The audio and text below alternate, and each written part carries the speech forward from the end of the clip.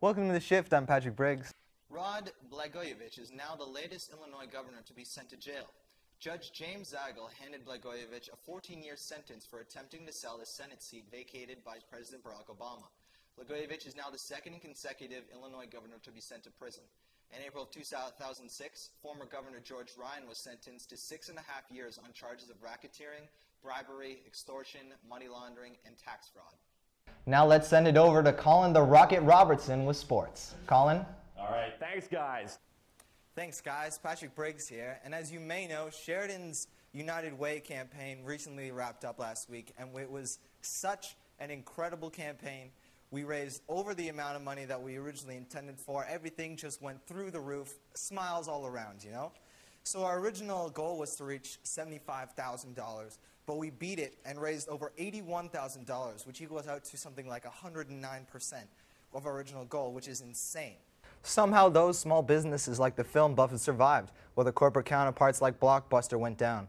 Our own Kirsten Ashby talked to Scott Worsley, the owner of the film buff, about how he stayed in business in a world where physically renting movies is a thing of the past.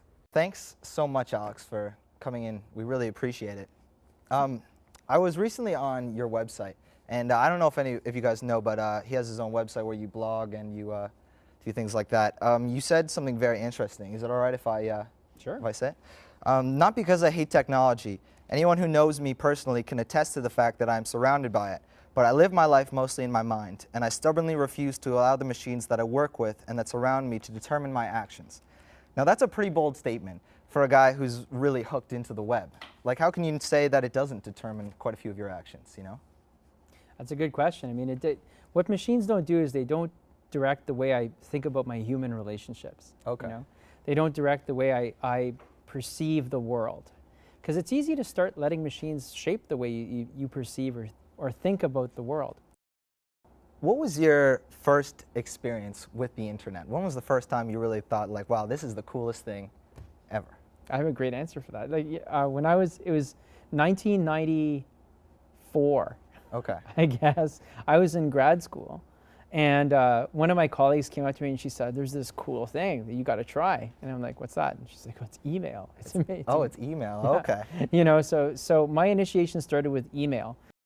Thank you so much again for coming into the show. We really, really appreciate it. Sure. Yeah. My pleasure. Yes, so that about wraps it up for our interview with Alex. Later on the show, Leo Tennant helps students find the right place to live, and she's been shopping all week long looking for the best in fall fashion. Ashley's fashion spot is still to come. Thanks so much for joining us on the show today. Whatever the case may be, it seems the answer to stress during exams is to start studying sooner. For Ryan Sheridan, I'm Patrick Briggs.